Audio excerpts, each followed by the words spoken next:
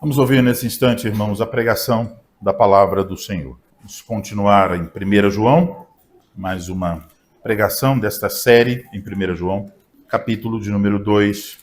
Nós faremos inicialmente a leitura do texto que foi da última semana, capítulo 2, versículos 15 ao 17. Não ameis o mundo nem as coisas que há no mundo. Se alguém amar o mundo, o amor do Pai não está nele. Porque tudo que há no mundo, a concupiscência da carne, a concupiscência dos olhos e a soberba da vida, não procede do Pai, mas procede do mundo. Ora, o mundo passa, bem como a sua concupiscência. Aquele, porém, que faz a vontade de Deus, permanece eternamente. Agora o texto da pregação desta manhã, os versículos 18 a 21. Filhinhos, já é a última hora. E como ouvistes que vem o anticristo, também agora, muitos anticristos têm surgido, pelo que conhecemos que é a última hora. Eles saíram de nosso meio, entretanto, não eram dos nossos. Porque se tivessem sido dos nossos, teriam permanecido conosco. Todavia, eles se foram para que ficasse manifesto que nenhum deles é dos nossos. E vós possuís unção que vem do Santo, e todos tendes conhecimento. Não vos escrevi porque não saibais a verdade, antes, porque a sabeis, e porque mentira alguma jamais procede da verdade. Até aí a leitura da palavra do Senhor. Vamos orar. Ao Senhor Deus, nosso Pai, Deus de paciência e consolação, Deus que habita em luz inacessível, nós, mais uma vez, Senhor, humildemente nos curvamos diante da Tua presença gloriosa para reconhecer a nossa necessidade da Tua graça. Pedimos que o Senhor abençoe para que agora, ao ouvirmos a pregação da Tua palavra, possamos ouvir através do pregador aquela maravilhosa e doce voz do Supremo Pastor, o Bispo da nossa alma, o Senhor Jesus Cristo. Dá sabedoria ao que fala para que o faça com clareza, com simplicidade, buscando a Tua glória e nos conduzindo a Cristo. E dá a nós um coração humilde, receptivo, manso, para receber com alegria esta palavra e que pelo Espírito Santo nós possamos nela permanecer. Ajuda a Tua igreja, para louvor e glória do Teu nome oramos. Amém. Amém. Amados irmãos em nosso Senhor Jesus Cristo, talvez você já percebeu que desde o início da carta, o apóstolo João procurou mostrar aos seus leitores que testes eles poderiam aplicar para verificar a autenticidade da fé. Através desses testes, João queria que seus leitores fossem capazes de distinguir entre os verdadeiros e os falsos cristãos. Assim, ele queria expor que os falsos mestres que estavam perturbando a igreja de Cristo não eram, de fato, cristãos. No entanto, João também está com uma preocupação pastoral. Ele sabia que oferecer esses testes poderia levar os crentes a se perguntarem, e eu? Será que eu sou salvo? Eu vou alcançar esse nível que João está falando? Por isso ouvimos que João também ofereceu aquelas 5 palavras de encorajamento sobre as quais ouvimos faz 2 semanas. Depois dessas palavras de encorajamento, vemos que João então entrou num assunto forte, pesado, com uma ordem muito clara: não ameis o mundo. Agora, em nosso texto, João volta a apresentar esses testes com os quais esteve lidando desde o início da carta. Então tivemos essa pequena digressão aí no meio, agora voltamos para os testes. Ele quer, então, deixar claro inculcar na mente dos crentes o que realmente significa ser um cristão. E ele apresenta esses testes aqui, essa parte da carta, no contexto de nosso compromisso mútuo com a igreja local. Então, para entender isso, eu quero, por assim dizer, afastar um pouco do texto e olhar não as minúcias, mas primeiro o sentido geral do texto. O fato é que as igrejas para quem João está escrevendo, provavelmente as igrejas da Ásia Menor, sobre as quais lemos lá no Apocalipse, essas igrejas tinham perdido muitos dos seus membros, pessoas que haviam deixado essas igrejas, e a razão por que essas pessoas deixaram essas igrejas foi uma razão muito séria. Não foi por causa da parede, do ar-condicionado, ou porque tem bateria ou não tem bateria. A razão foi uma razão teológica. A razão responde à seguinte pergunta: quem é Jesus? E essas pessoas abandonaram a fé apostólica a respeito de Jesus, e aí então também abandonaram as igrejas que permaneceram fiéis a essa fé apostólica. O que João está dizendo aqui, olha, é o seguinte: olha, vocês sabem essas pessoas que deixaram a igreja, que rejeitaram o Cristo pregado pelos apóstolos? Olha, eles têm agora o seu próprio grupo, eles têm a sua própria comunhão, e talvez vocês estejam perturbados com todo esse movimento de pessoas saindo de dentro de suas igrejas. Calma, isso é um teste, e eles não passaram. A saída deles indica que, de fato, eles não eram verdadeiros cristãos. Então, João está colocando um teste para avaliar o verdadeiro cristianismo. Ele está dizendo, olha, os verdadeiros cristãos são habilitados, ungidos pelo Espírito Santo para conhecer e permanecer na verdade. É por isso, então, meus irmãos, que eu vos anuncio o Evangelho de Deus sob o seguinte tema: a permanência na verdade. Isso é o tema. A permanência na verdade. E vou fazer 3 perguntas ao nosso texto. Quando devemos permanecer na verdade? Quem pode permanecer na verdade? E por que podemos permanecer na verdade? Então, quando, quem e por quê? Vamos observar agora, então, um pouco mais minuciosamente o nosso texto. Quando? Vamos olhar para o versículo 18. Filhinhos, já é a última hora. Aí está o quando. Observe que João começa afetuosamente, de forma pastoral, dirigindo a seus leitores como filhinhos. Ele já fez isso outras vezes. Mas agora, junto com essa expressão carinhosa, tem uma coisa pesada, uma informação. Essa informação podemos entendê-la como se alguém dissesse: ei, esse prédio vai explodir em 2 horas e a contagem regressiva já começou. Estamos nas últimas horas. Então, o que você vai fazer com essa informação?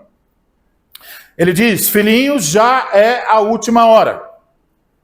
É o tempo final. Então, isso nos obriga a pensar sobre essa expressão, última hora. Isso tem termos parecidos no Novo Testamento, você já deve ter lido. O fim dos tempos. Ou os últimos dias. A última hora. Tudo é a mesma coisa. O que isso quer dizer? O que significa a última hora? No Novo Testamento, essa expressão e as expressões parecidas se referem ao período entre a primeira vinda de Cristo e a segunda vinda de Cristo. E você precisa entender isso, porque muitas pessoas acham, por exemplo, que a última hora é desde que Israel se tornou um Estado novamente, em 1948. Então, de tudo para cá é a última hora. Ou outras coisas nos calendários escatológicos. Mas eu quero que você olhe para o texto, pense quando João está falando isso, primeiro século. E ele não está dizendo, olha, a última hora virá. Ele está dizendo, já é a última hora, agora. Há 2000 anos atrás. É a última hora. Estamos dentro da última hora. Então, a última hora é todo o período, o último dia, o fim dos tempos, é todo o período entre a primeira vinda de Cristo e a segunda vinda de Cristo. Então, na primeira vinda de Cristo, ele veio para salvar-nos dos nossos pecados. Agora, depois que ele realizou sua obra, entramos na última hora. E a última hora, lembra, a obra de Cristo já foi realizada. Então pense assim, se você pode acessar o calendário de Deus, qual é a próxima coisa? Quando esta hora termina, o que vem? E se você disse, a segunda vinda de Jesus, o julgamento final, você acertou? É isso mesmo, é o que vem. Não tem mais nenhum evento, nenhuma coisa extraordinária. Não precisamos esperar mais nada a não ser a vinda de Cristo, que vai vir com julgamento e restauração de todas as coisas. E se você olha para o relógio, o que você percebe? A contagem regressiva começou já faz um tempo. É a última hora. Então, João está lembrando os seus leitores que sendo a última hora, eles devem viver de maneira cuidadosa, sabendo que o juízo se aproxima. Agora, o que marca, o que caracteriza a última hora? E entenda, não agora, dos 20, 30 anos para cá. Não. A última hora, desde lá. Desde a primeira vinda de Cristo. O que caracteriza esse tempo? Olhe para o texto. A gente responder. Na sua cabeça. O que caracteriza? Ele diz, de forma surpreendente. E como ouvistes que vem o anticristo, também agora muitos anticristos têm surgido, pelo que conhecemos, que é a última hora. Então, qual é a característica da última hora? O surgimento de muitos anticristos. Então, isso nos obriga a cavar um pouco. Porque para entender o que é anticristo, você precisa entender primeiro o que é Cristo. A palavra Cristo é uma palavra grega. Ela corresponde àquela palavra hebraica, Messias. É a mesma coisa. No grego, Christos. No hebraico, Messias. Essa palavra significa ungido. Ela é usada no Antigo Testamento para falar daquele rei, daquele profeta, daquele sumo sacerdote que viria para salvar o seu povo. O povo judeu estava esperando o Messias, o Cristo, o ungido, profeta, sacerdote e rei. Muito importante entender isso. Porque a unção no Antigo Testamento é para indicar que alguém foi separado para um ofício e que foi capacitado para esse ofício. Não tem a ver com emoções, sentimentos e esse tipo de coisa. Quando alguém diz hoje, olha, essa música foi ungida. É uma música ungida. Olha, o pastor hoje pregou uma pregação ungida.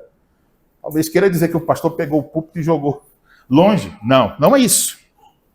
É a separação para um serviço, profeta, sacerdote e rei, capacitado pelo Espírito Santo para fazer o que Deus ordena. Cristo é o ungido perfeito, o maior de todos, o único que é o verdadeiro ungido, o Messias. Então podemos pensar assim: anticristo é a mesma coisa que anti-Messias. É isso. Agora, João diz: vocês já ouviram falar a respeito do anticristo. Ele está dizendo aos seus leitores: isso não é novidade para vocês. E por que não?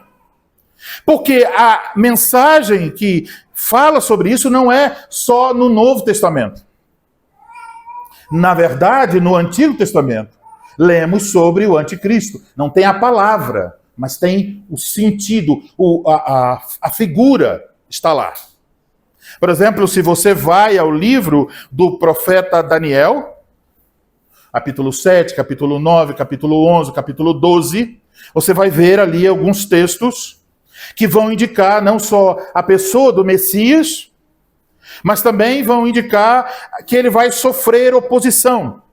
Entre os reinos do mundo surge alguém que lhe faz oposição, que deseja talvez até ocupar o seu lugar, o lugar do verdadeiro Messias, um anti-Messias. Então João diz: vocês já ouviram falar a esse respeito? Mas eu quero que vocês percebam que a preocupação de João não é com o anticristo no singular. Ele só está dizendo: vocês já ouviram falar a respeito do anticristo singular. Mas o que ele diz aqui é: também agora muitos anticristos têm surgido. Ele volta do singular para o plural. Então, ele não está preocupado em dizer: olha, o anticristo é uma pessoa. O anticristo vai surgir em tal lugar. O anticristo é um sistema. Não é a preocupação de João. João quer mostrar antes que o problema não era um problema futuro para a igreja. Era um problema presente. Ele está dizendo: vocês ouviram que haverá de vir o anticristo. Mas acordem, os anticristos, no plural, já estão entre vocês. Isso é algo que deve encher o coração de qualquer pessoa de temor. É um assunto deveras sério, profundo, diante do qual, ao abordá-lo, confesso, me sinto pequeno e insignificante, incapaz de demonstrar e revelar a vocês todo o significado e o peso das palavras santas do Senhor nessa passagem. Então, João está dizendo a respeito dos anticristos. Ele está dizendo: eles estão presentes em uma igreja local onde haja pessoas que negam a verdade bíblica a respeito de Cristo. No contexto de João, como já vimos, essa negação era uma negação à divindade de Cristo por um lado e à humanidade de Cristo por outra. Esse tipo de negação por parte dos falsos mestres é descrito aqui como espírito do anticristo. Então, nas igrejas para quem João escreve, certas pessoas haviam abandonado a igreja, a membresia da igreja. Elas estavam rejeitando o ensino apostólico a respeito de Jesus, aquilo que agora encontramos no Novo Testamento. E João diz: essas pessoas são anticristos. E o fato delas já estarem presentes, saindo de vossas igrejas, é uma evidência clara de quê? De que já chegou a última hora. Então, meus amados irmãos, eu quero que vocês percebam que os anticristos sobre os quais estamos lendo aqui não surgiram do mundo. Não saem de um poder global. De onde? Das igrejas locais. É lá o surgimento dos anticristos. Eram pessoas que diziam estar pregando e ensinando a Bíblia, que fingiam servir a Cristo, que falavam em nome de Cristo, que provavelmente diziam operar milagres em nome de Cristo, mas eis o anúncio do Espírito Santo pela pena de João. Eles são anticristos. O espírito, então, do anticristo, os anticristos, está presente, entenda bem, sempre que algo ou alguém é colocado no lugar do Cristo revelado nas Escrituras. Quando cristos falsificados, adulterados, são pregados, anunciados, ensinados, as pessoas que estão fazendo tais anúncios e propagando tais cristos que não são o da Bíblia, que não é o da Bíblia, essas pessoas são denominadas aqui de anticristos. Então, você já viu como muitas vezes pessoas que estão querendo, numa tática de guerra, fazer alguma operação, elas criam um evento de um lado para as pessoas olharem para lá, para elas atuarem de outro. Isso é uma coisa que o inimigo faz. Veja que curioso. As pessoas dos nossos dias estão aí batendo nas suas teclas do computador e querendo fazer muitas pesquisas sobre o anticristo, singular. Estão preocupados, rapaz, agora tem um chip que coloca atrás da orelha, terá toda a informação sobre você, sobre sua vida, sobre sua família. E olha, cuidado com a inteligência artificial. Olha, tem um perigo agora dos cartões de crédito, porque estão agora com chip e é perigoso porque vamos ser controlados. O anticristo, a besta, as organizações globalistas, os grandes grupos poderosos estão controlando já tudo. Essas pessoas estão preocupadas com essas coisas. Mas veja o curioso. Não estão preocupadas com a qualidade bíblica da pregação que estão ouvindo. Não estão se perguntando, o Cristo que eu ouço na pregação é definitivamente o Cristo da Bíblia? Não.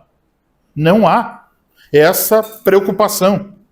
Não estão se perguntando, será que eu estou ouvindo adulterações, fragmentos, pessoas que estão correndo atrás dos chips do anticristo, mas ignoram a qualidade da pregação a respeito de Cristo na igreja local? São tolas. Estão sendo enganadas. Pense então sobre isso. Uma das características da última hora é esse espírito que nega o Cristo da Bíblia. Então, quais os esforços levantados pelo espírito do anticristo? É esconder o Cristo da Bíblia, é adulterá-lo, é falsificá-lo, é fragmentá-lo. O diabo não se importa que você abrace Cristo, desde que não seja o Cristo da Bíblia. Então, isso é o que acontece em muitos púlpitos a cada domingo. Quando pregadores adulteram o evangelho, é o que acontece em muitos seminários, quando os professores estão negando a inspiração das Escrituras. É o que acontece em podcasts, quando as pessoas estão falando de Jesus como um cara legal. É o que acontece em filmes e séries que apresentam um Cristo adequado à mentalidade moderna, que se adequa à cultura, que é palatável, aceitável. Então, a pergunta é, você vai confiar nessas fontes? Você vai a uma série para dizer, oh, bendita série, me ensine sobre Jesus? O espírito do anticristo. Não é brincadeira. O mundo não está de braços cruzados para dizer, olha, vamos ajudar vocês a amarem a Cristo, a servirem o Cristo verdadeiro. Não! O mundo e o diabo estão trabalhando para enganar, para substituir, para adequar a mentalidade mundana a um Cristo que todos queiram, todos amem, todos suportem. Então, João está dizendo, meus irmãos, muitos anticristos têm surgido. É a última hora, portanto, tomem cuidado para não serem enganados. Quando você entende isso que eu estou tentando transmitir a vocês, qual é a primeira coisa que você diria que é importantíssimo para você como cristão? Para não ser enganado. Se você disse que eu conheça bem a minha Bíblia. O que a minha Bíblia diz sobre Jesus Cristo. É isso mesmo. Para saber sobre Cristo, você tem que ir à fonte confiável, a palavra de Deus. Você tem que ser alguém que ama e conhece a sua Bíblia. Você precisa chegar a um nível de certeza. A visão que eu tenho a respeito de Jesus deriva das Escrituras. Não deriva da minha experiência, não deriva da experiência dos meus pais, não deriva dos meus sentimentos, não deriva do que foi dito no podcast, não deriva de um livro que eu li, A Cabana ou qualquer outra coisa. Não deriva de uma série, de um filme. Deriva exclusivamente da fonte da verdade inspirada, normativa, a palavra de Deus. Se você errar aí, você está correndo um grande risco de abraçar outro Cristo que não o Cristo da verdade, o Cristo das Escrituras. Abraçar um Cristo fragmentado, um pedacinho da verdade, um Cristo que tem um pedacinho da Bíblia, um pedacinho da cultura popular, um pedacinho da experiência, um pedacinho dos seus desejos, das suas expectativas. Abraçar esse Cristo fragmentado é abraçar o espírito do anticristo. Então, junto com essa certeza que você precisa ter, de que você conhece a Bíblia, de que você conhece o Jesus revelado na Bíblia, você precisa ter a certeza de que a pregação que você está ouvindo é também derivada da Bíblia. Que o Cristo anunciado é o Cristo da Bíblia. Precisa ter a certeza que está em comunhão com irmãos que permanecem unidos, na verdade, em torno desse Cristo da Bíblia. Então é a última hora. Estamos em contagem regressiva. Não se deixe enganar. Seja cauteloso, vigilante, leve este assunto a sério. Agora chegamos à segunda pergunta. Quem é que pode permanecer na verdade, rejeitando o espírito do anticristo? Quem são as pessoas que permanecem na verdade? O versículo 19 responde, vamos ler. Eles saíram do nosso meio, entretanto não eram dos nossos, porque se tivessem sido dos nossos, teriam permanecido conosco. Todavia, eles se foram para que ficasse manifesto que nenhum deles é dos nossos. Então, João deixa claro que os verdadeiros crentes não podem se afastar da fé. Os nossos. Mas observe, ele também deixa claro que os falsos crentes não apenas podem, mas certamente se afastarão da verdade. A respeito dos anticristos, ele escreve, eles saíram do nosso meio, da igreja. Então, os falsos mestres e os seus partidários que negavam a Cristo, tal como ensinado pelos apóstolos, tinham sido membros das igrejas para quem João escreve. Se parássemos a pregação aqui, alguém poderia dizer, Veja aí, uma prova. Eles foram da igreja e se desviaram. Então fica claro, diria alguém, olha, eles tinham a salvação em Cristo, mas depois eles deixaram se enganar pelo falso ensino. Eles foram crentes verdadeiros por um tempo, mas depois eles se desviaram. Mas João não deixa dúvidas. Ele vai dizer, sim, eles saíram do nosso meio.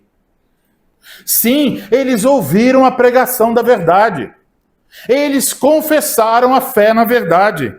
Sim, eles receberam o batismo.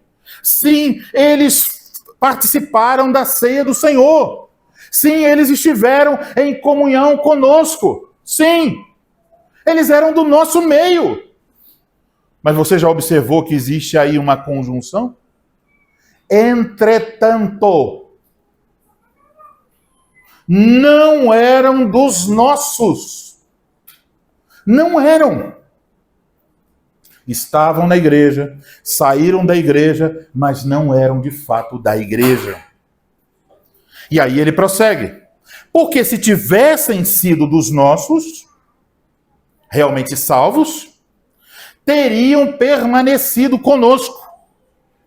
Todavia, eles se foram, para que ficasse manifestado que nenhum deles é dos nossos. Você pode olhar para esse texto e fazer o contraste entre eles, que saíram, e o nosso, conosco, aqui nesse texto. Há uma separação. Então, essas pessoas nunca foram cristãos verdadeiros, que tinham ficado na igreja e não conseguiram perseverar. Eles nunca foram. Eles eram falsos crentes, que revelaram a sua verdadeira face quando chegaram ao ponto de maneira clara, rejeitar a Cristo revelado na Bíblia e sair da comunhão dos santos. Então, isso significa, eles não passaram no teste de permanecer na verdade, o que evidencia a falsidade de sua fé. Sua saída da igreja apenas revelou algo que já era verdadeiro, muito antes da saída. Eles não eram dos nossos. Aqui está, então, meus irmãos, uma resposta para uma pergunta muito constante. Quando alguém que permaneceu por um tempo na igreja, abandona a fé, rejeita Cristo, deixa a igreja, alguém logo pergunta, isso significa que essa pessoa perdeu a sua salvação? Qual a resposta de João? Os verdadeiros crentes não perdem a sua salvação. Eles certamente permanecerão na verdade. Mas, por outro lado, os falsos crentes, mais cedo ou mais tarde, certamente abandonarão e se afastarão de qualquer igreja fiel de Cristo Jesus. E João não está dizendo essas coisas para perturbar a nossa confiança em Cristo, mas para fortalecê-la. Ele está apresentando aqui o teste de permanência na verdade, de comunhão na verdade, em uma igreja fiel. Ele nos diz que quando uma pessoa nega a Escritura, nega o Cristo da Bíblia e abandona uma igreja fiel, isso apenas está revelando o real estado do seu coração.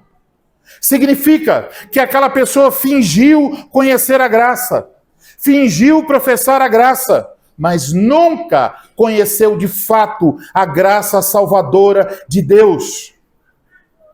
Essa pessoa não passou no teste da permanência na verdade. Mas se chegamos a esse ponto, devemos olhar o outro. Por outro lado, se alguém está realmente em Cristo Jesus, permanecerá firme até o fim. Isso é certo, isso é seguro. É o Evangelho. E essa verdade, da qual João está falando que eles não permaneceram e os verdadeiros crentes permanecem, é a verdade a respeito de Jesus Cristo. Então, observe como tudo está centrado em Cristo. A pregação, o ensino, podem ser considerados fiéis na medida em que apresentam Jesus conforme as Sagradas Escrituras, sem falsificação. A comunhão do povo de Deus, ela é construída sobre a confissão a respeito de Cristo em união com Ele. Então, quando alguém rejeita Cristo, quando alguém abraça um Cristo falsificado ou adulterado, quando alguém coloca alguém, alguma coisa no lugar de Jesus, essa pessoa não conseguirá permanecer com aqueles que realmente estejam em Cristo Jesus. Então aqui está um ponto importante. A rejeição a uma igreja fiel é, antes de tudo, uma rejeição à verdade e ao próprio Cristo nela pregado. Agora, por outro lado, quando alguém realmente está em Cristo, tal pessoa haverá de procurar unir-se em comunhão com uma igreja local onde Cristo realmente esteja sendo pregado. Então, eu quero que vocês pensem sobre isso. A nossa cultura desvaloriza a igreja. A nossa cultura coloca a igreja, na melhor das hipóteses, como um item opcional. A nossa cultura evangélica brasileira dá a sensação de que todas as igrejas são iguais. Que não importa o Cristo que está sendo pregado em cada uma, desde que Cristo seja de alguma forma pregado. Então, nos dá a sensação de que você pode escolher conforme a sua conveniência, e escolhendo a igreja que melhor lhe agrade, você sequer precisa se tornar membro dela, que você pode ficar bem à vontade, você pode ir quando quiser, faltar quando quiser, não ter nenhum compromisso, não adentrar a nenhuma membresia. Você vai quando estiver com vontade, com boa disposição. Mas eu vou dizer a você, você só pode ficar em paz com essa perspectiva se você estiver abraçando um Cristo fragmentado, falsificado. O Cristo da Bíblia é Deus, é Senhor. Ele requer adoração, ele requer obediência. Ele não diz, viva como quiser. Ele diz, venha, submeta-se, tome o meu jugo. Ele não fica fazendo a nossa vontade, aceitando os nossos desejos, realizando os nossos sonhos. Ele diz, você quer me seguir? Morra para si mesmo, tome sua cruz e siga-me. Então, o Cristo da Bíblia é Senhor. Alguém, então, que escolhe qualquer outra coisa, de não estar aos pés de Cristo em adoração com o povo de Deus, de não ouvir a pregação do Evangelho tal como está nas Escrituras. Se você se satisfaz na sua manhã de domingo com esporte, com lazer, com televisão, com internet, quem é Cristo para você? Que Cristo você está abraçando? Que Cristo está governando sua vida? Não é o da Bíblia. O da Bíblia diz, venha. E você diz, eu vou. O Cristo da Bíblia diz, obedeça. E você diz, eu obedecerei, meu Senhor. Eu farei a sua vontade. Então, tudo centrado em Cristo. O culto centrado em Cristo, a pregação centrada em Cristo, a adoração centrada em Cristo, a comunhão centrada em Cristo. Quando você encontrar isso, alguém que não vai contar mentirinhas para agradar os seus desejos, mas como um médico fiel dirá a você a verdade, não para encher os bolsos do pastor, não para construir um grande prédio, não para exaltar o nome de uma denominação, mas por causa da glória de Cristo.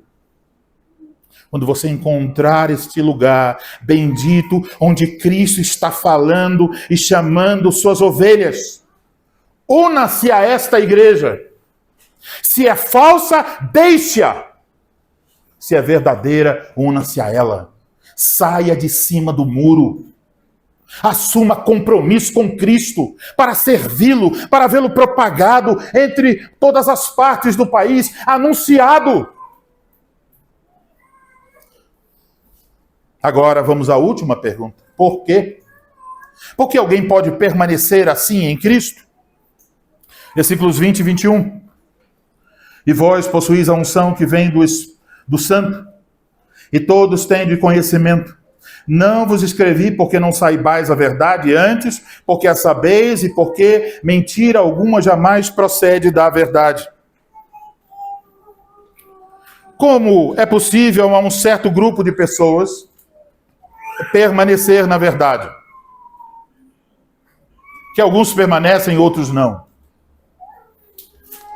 Aqui está a resposta. E vós possuís a unção que vem do Santo. Santo é um termo que João geralmente usa para falar de Deus Pai ou Deus Filho. Aqui parece que ele está falando, se referindo a Deus Pai. O que João está dizendo aqui é muito semelhante ao que Paulo disse em 2 Coríntios capítulo 1, versículos 21 e 22. Ele diz assim: mas aquele que nos confirma convosco em Cristo e nos ungiu é Deus, que também nos selou e nos deu o penhor do Espírito em nosso coração. Então, quem unge é Deus. E como é a unção? A unção é o Espírito Santo. O poder do Espírito Santo agindo em nós. O Espírito Santo nos é dado para nos separar para a missão de Deus e para nos capacitar a permanecer na verdade em Cristo e em comunhão com os santos. Então, se nós olhamos para a Bíblia e perguntamos: quem são as pessoas ungidas? A resposta é muito simples. Todos os verdadeiros crentes. Então, essa unção não é algo que vai acontecer alguns anos depois da salvação. Não é um degrau superior somente para algumas pessoas especiais que jejuaram muito, que oraram muito, que foram ao monte e fizeram outras coisas. Não. Quando a pessoa mais simples, mais humilde, confessa a Cristo como Senhor e Salvador de sua vida, quando se arrepende de seus pecados, quando realmente recebe a graça de Deus, vem essa bênção maravilhosa. Deus dá a essa pessoa a unção, Deus dá a essa pessoa o Espírito Santo. E o que o Espírito Santo vai fazer? Não é uma vinda do Espírito Santo para dar conhecimento secreto, mas para levar ao conhecimento de Cristo. E eu quero que você perceba uma coisa muito importante. A unção aqui não é expressiva. Quer dizer, você não vai percebê-la pela atitude do pregador. Ele andou para lá, ele andou para cá, então está cheio da unção. Não é expressiva. Não é porque ele levantou a mão e algumas pessoas caíram, ou porque ele estalou os dedos e alguém foi curado. A unção aqui é cognitiva. Olha o texto. O que diz? E vós possuís unção que vem do Santo e todos têm de conhecimento. Cognitiva. O Espírito Santo ensina algo a você. Dá a você uma certeza a respeito de quem? De Cristo Jesus. Você conhece a Cristo Jesus revelado nas páginas das Sagradas Escrituras, não porque você é muito inteligente, não porque você estudou muita teologia, mas por causa da ação graciosa do Espírito Santo. Meus irmãos, que graça, que amor bendito! Eu, ignorante, nunca encontraria Cristo. Mas Deus me ungiu com o seu Espírito Santo. Deus ungiu você com o Espírito Santo. Para você conhecer, amar, servir, deleitar-se em Cristo Jesus. Agora, observe em nosso texto. Tem um todos. Olha o texto. Todos. Vós possuís a unção que vem do Santo, e todos tendes conhecimento, não alguns, todos os salvos em Cristo, todos os ungidos do Espírito, que tem o Espírito Santo, conhecem a Cristo. Então isso significa que pelo Espírito Santo, Deus nos ensina a verdade a respeito de Cristo. Deus nos habilita a julgar o que é mentira e o que é verdade, quem é Cristo e quem é o anticristo. Não é você, não é sua sabedoria, sua perspicácia. É Deus graciosamente, pela unção que Ele dá a nós, o seu Espírito Santo. Então isso não é algo conquistado pelo mérito humano, mas dado pela graça de Deus. Quando recebemos a Cristo, quando a obra da graça é iniciada em nós, você recebe o Espírito Santo, você é ungido com o Espírito Santo. Não para pular, não para rodopiar, não para dizer coisas desconexas, não para realizar algo estrondoso e espetacular, mas para conhecer a verdade em Cristo e viver em comunhão com seus irmãos. É simples demais, mas é a verdade. Observe que no versículo 21, João diz: não vos escrevi porque não saibais a verdade. Antes, porque a sabeis e porque mentira alguma jamais procede da verdade. Ele está dizendo, não estou dizendo algo novo para vocês. Vocês já ouviram isso? Vocês creem nessa verdade? Ele está usando essas palavras para fortalecer a fé dos irmãos em Cristo. Eles tinham aprendido a respeito de Cristo de acordo com o ensino apostólico, já sabiam. Então aqui surge algo precioso e importante. A unidade, a comunhão dos leitores de João deveria ser construída em torno da verdade. Então, meus amados irmãos, isso é importante para nós também. A nossa comunhão não é uma coisa meramente sentimental. Ela se constrói em torno da verdade. Ela tem aspectos práticos. Ela envolve compartilhar os nossos bens, os nossos dons. Ela envolve hospitalidade. Ela envolve serviço. Mas procurem pelo alicerce. E o que vocês encontrarão? A verdade a respeito de quem Jesus Cristo é. Essa comunhão se expandirá à medida em que nossa fé e nosso conhecimento aumentam. E à medida em que nós nos tornamos mais parecidos com Cristo. Mas o fundamento está posto. É Cristo. Então, considere o que eu vou dizer agora. Nós não estamos aqui nesta pequena congregação construindo um reino particular, reformado para nós. O reino de acordo com as ideias de Elianai, o reino de acordo com as ideias de fulano ou ciclano. Estamos aqui para nos submetermos ao reinado de Cristo Jesus. Então, Quando nós estamos lutando por esse desafio enorme de viver a comunhão não só de palavras, mas de fato. Nós nos aproximamos uns dos outros.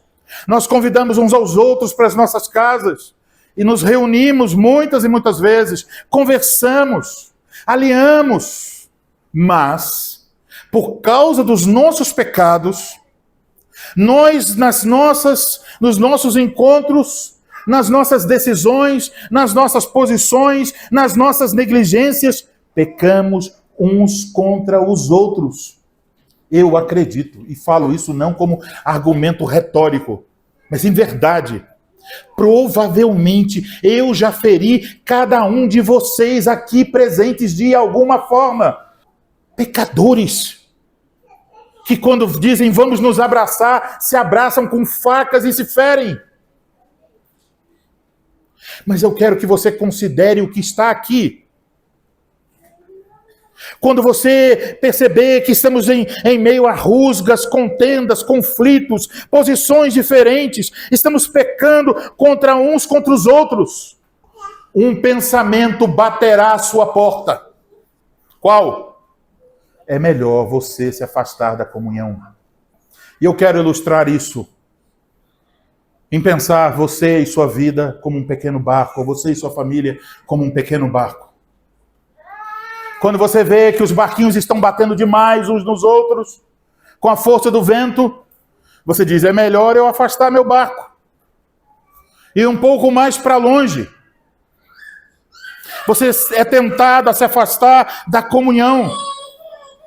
Você diz, eu vou levantar âncora e puxar o meu barco.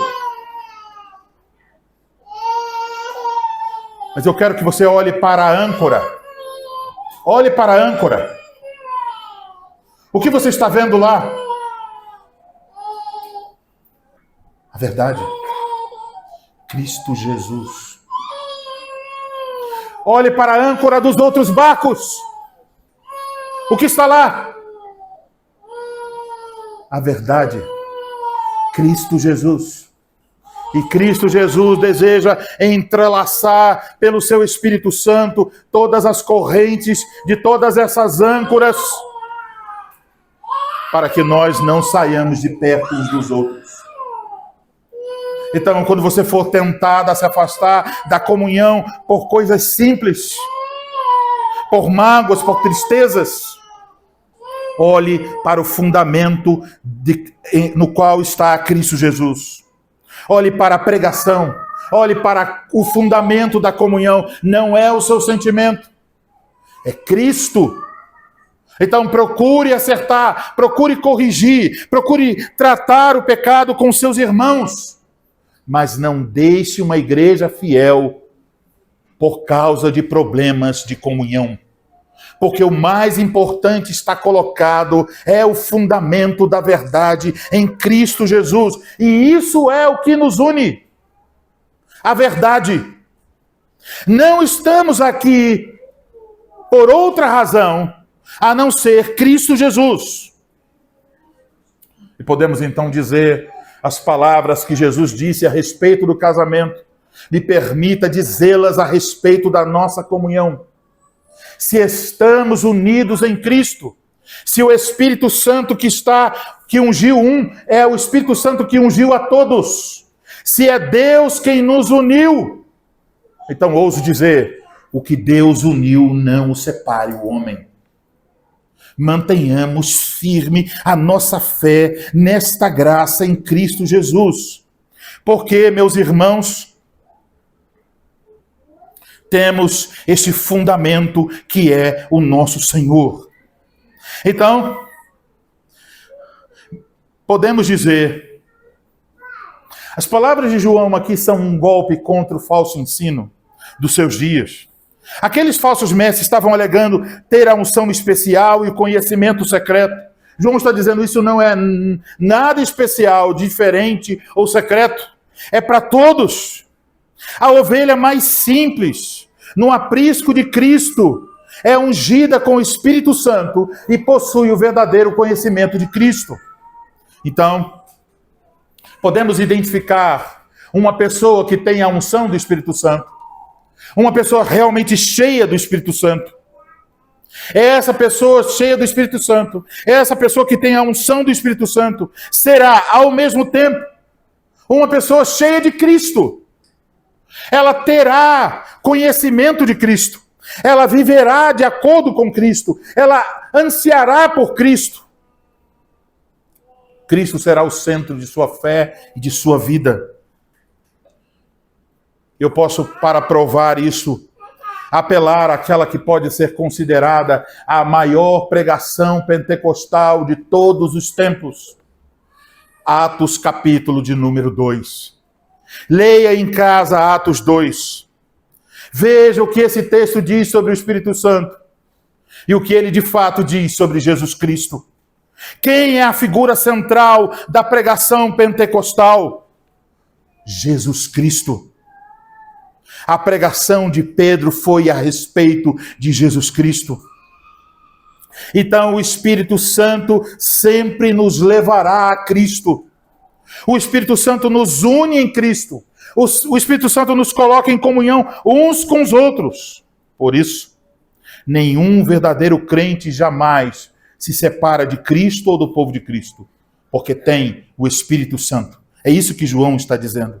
Vocês não foram com os que saíram, porque vocês têm o Espírito Santo.